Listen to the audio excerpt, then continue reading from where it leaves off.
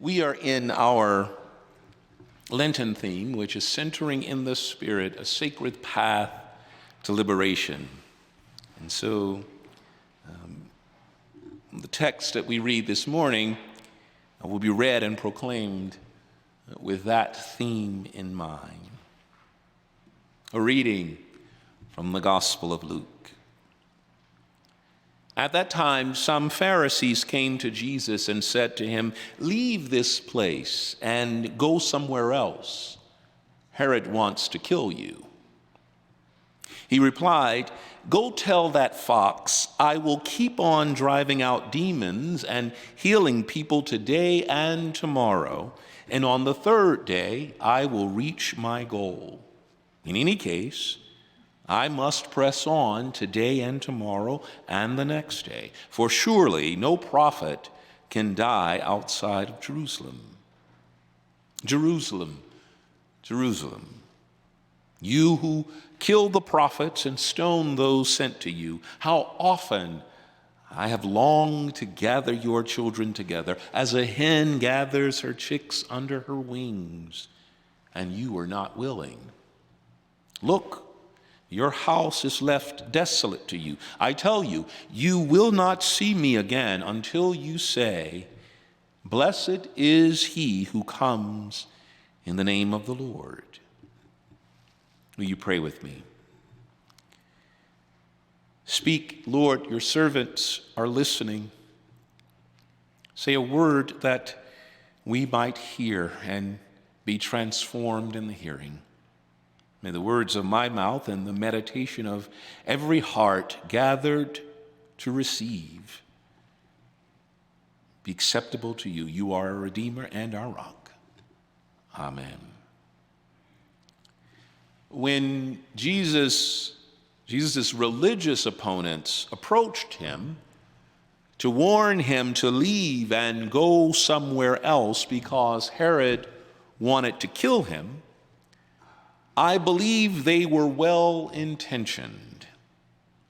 I think they genuinely feared for Jesus' life, and they had every reason to. Herod was a notoriously petty, insecure, brutal tyrant who had already imprisoned and beheaded John the Baptist. And though members of the religious establishment had vehemently disagreed and sparred with Jesus and plotted against him to stop his ministry, they knew that the danger from Herod was real and looming. And they were afraid for Jesus and afraid for themselves. But you see, fear can often cloud the perception of things, preventing fear from people from seeing the bigger picture. And in the case of Jesus' religious opponents, first because of their defensiveness and insecurity, and now because of their fear, they failed to see that Jesus was on a divinely ordained path, heading to an appointed destination, that place to which he was going, but also an appointed destiny, that place where he will inevitably end up if he stays on this path. Now, early on, the evangelist of the Gospel of Luke says that Jesus set his face to go to Jerusalem. And Jerusalem is a city that is lodged in the memory and tradition and imagination of God's people. Jerusalem was a city with a troubled history and a reputation for violent rejection of God's prophets. But the path on which Jesus traveled to preach the gospel God gave him would lead him inexorably to that very city and to whatever awaited him there. And that Herod was threatening Jesus wasn't a surprise to him. Jesus knew that to preach the gospel he preached, to proclaim a gospel of liberation from bondage, was to risk resistance, rejection, and even death. After all, his first visit to the synagogue when he read the scroll almost ended in them throwing him off a cliff. But he has a mission and work to do. A mission and work that threatens the status quo and actually embodies the promise to which Jesus' own mother testified even before he was born, when she sang that God would bring the powerful down from their thrones. Herod had no intention of being brought down from his throne and would kill to protect his power. But as I read this situation, as I looked at all of what was transpiring, I just wondered if Jesus felt any fear.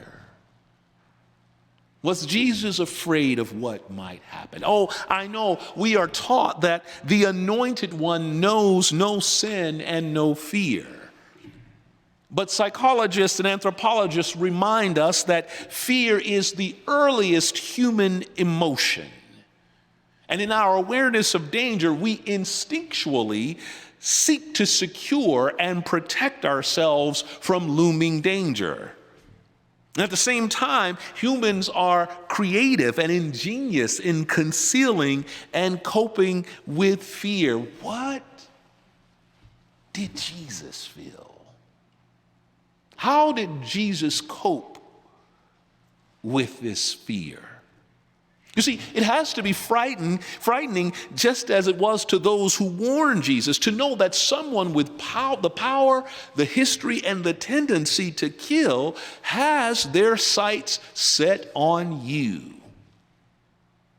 And so without relying too much on our post-Easter faith in concluding that Jesus was never afraid, I want to think that Jesus found assurance in the sacred writings of his own tradition, that throughout his journey, when Jesus felt any kind of fear, he remembered the testimony of the psalmist. Oh, I can hear the psalmist saying it very clearly. Though I walk through the valley of the shadow of death, I will fear no evil.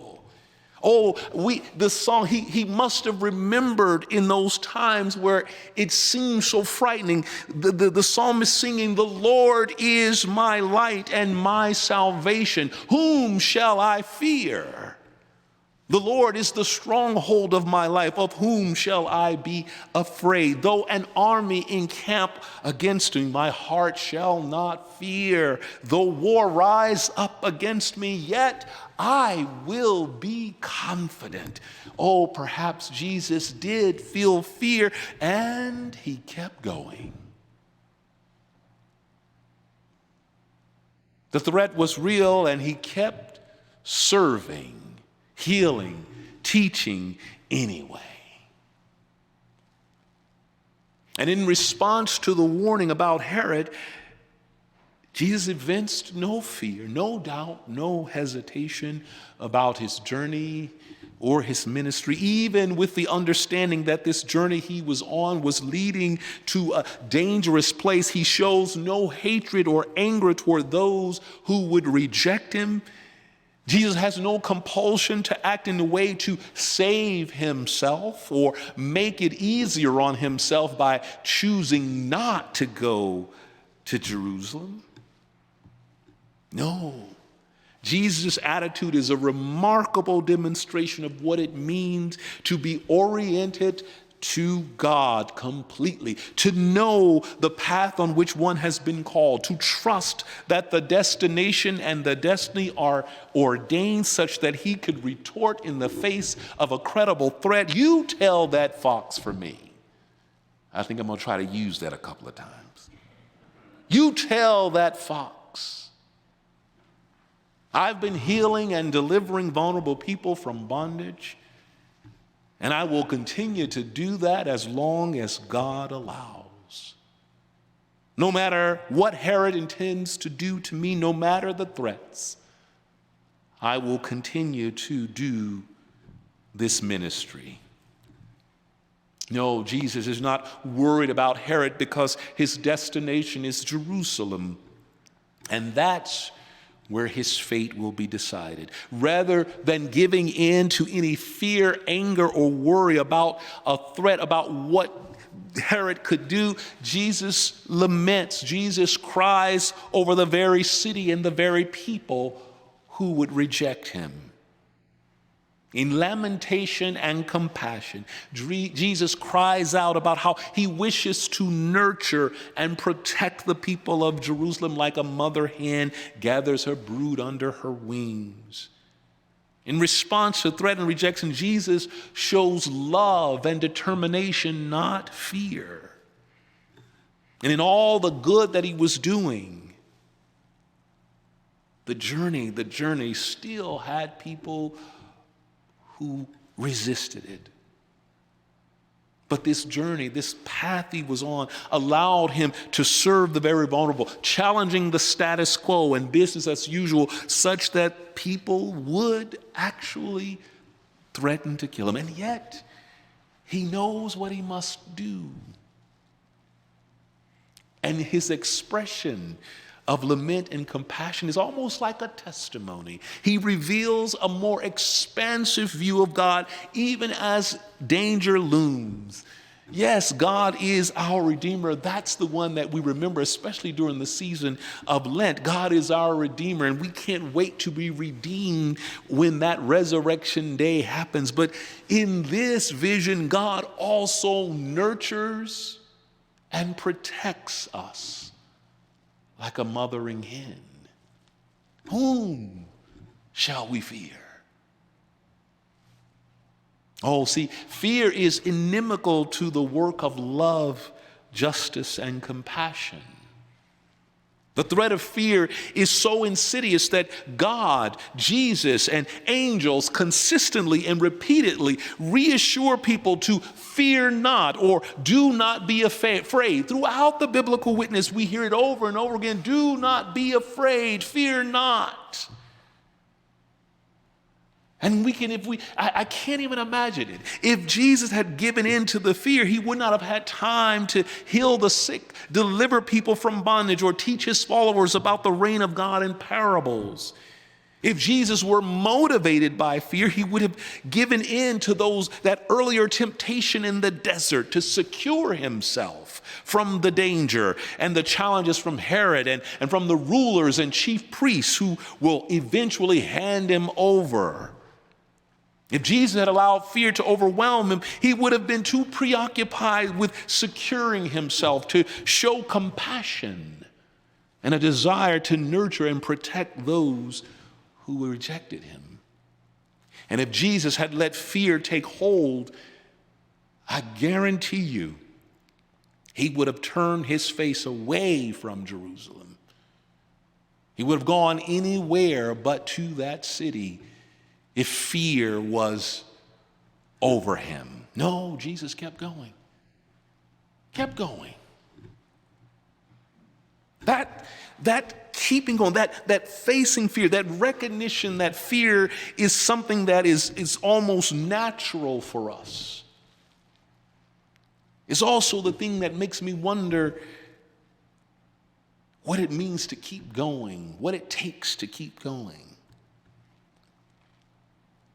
Perhaps faith. As a church, over the last few years, we have been on a journey whose destination and destiny are not entirely clear, but we have been called to purposes which take us on a path to do some hard work of justice, hard work of change. We've been looking at what it would mean to grow our community, to grow the people who will come and call this home. We have engaged in some hard discussions about making this space and place more radically hospitable and welcoming. And it's been hard, but we have been interrogating symbols, practices, and traditions we once took for granted were harmless, if not life-affirming, only to discover that maybe we need to take another look. We have been confronting our complicity in erecting and supporting and maintaining structures of supremacy, whether they are racial, religious, or economic.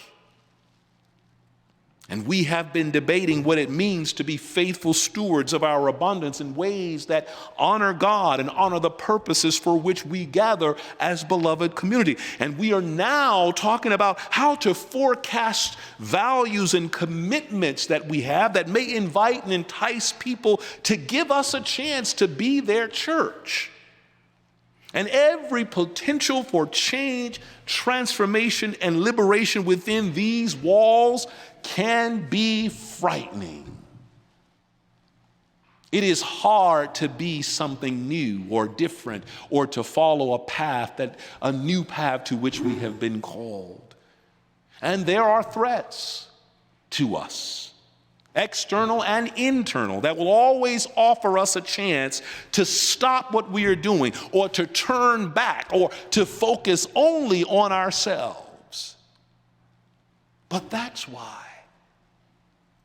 this image that Jesus paints, this reaction that Jesus gives when someone comes to him and says he wants to kill you, the reaction is kind of surprising. There is nothing done to secure himself. On the contrary, Jesus' word is something that offers a new view of God, a more expansive view of God. God as nurturer and protector. We can stay on the path, or we can get on a path to do justice because we have one who loves us, who protects us, who nurtures us. We can keep going. We can keep going.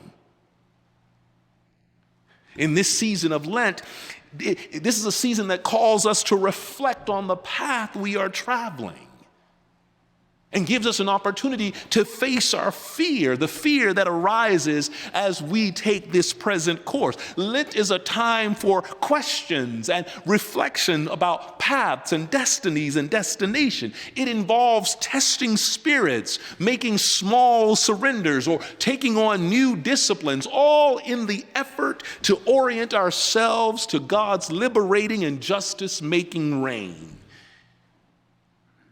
And we have set out on this journey, and we often didn't realize we were doing it. Some of us didn't plan it. We didn't expect to be on this path. And with our faces oriented toward destinations and destinies, we're not entirely sure we'll be what we envision. But then, boy, we are some smart folk. Human intelligence and ingenuity have afforded us imaginative ways to protect ourselves and to secure our future. We can push fear to the back of our minds, secure in the knowledge that we have done everything in our power to be ready for those dangerous foxes lying in wait for us, or those Herods that keep seeking to kill us. And so fortified against what frightens us, I worry that we forget to exercise that one muscle that the gracious God offers, that faith muscle. That faith muscle. Where we can't entirely predict where we're going, but we know that God is with us on the journey. That God is not only our Redeemer, but also one who nurtures and protects us like a mother hen. I pray that we exercise that faith and trust in a God who nurtures and protects us, even when we may reject the good news. That's the power of grace. I pray that we keep going, even when the threats are acute and the fear threatens to immobilize us. Yes, see, we are on that path, whether we had time to think about it or not.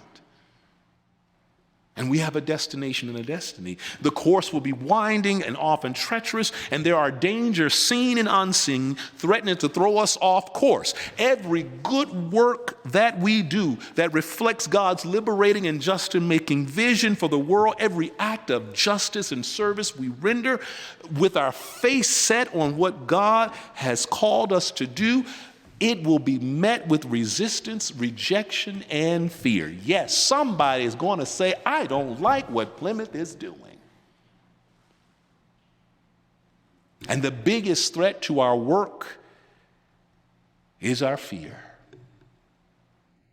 Our fear. It is the insidious force that can rob us of our resolve, our commitments, and our imagination. Fear can be the distraction that makes it difficult to love and show compassion. But I like the song, and I like to think that maybe Jesus sang it in some of those real hard moments on that journey. The Lord is our light and our salvation. Whom shall we fear? Oh, feel the fear. It's so natural. And then keep going. Amen.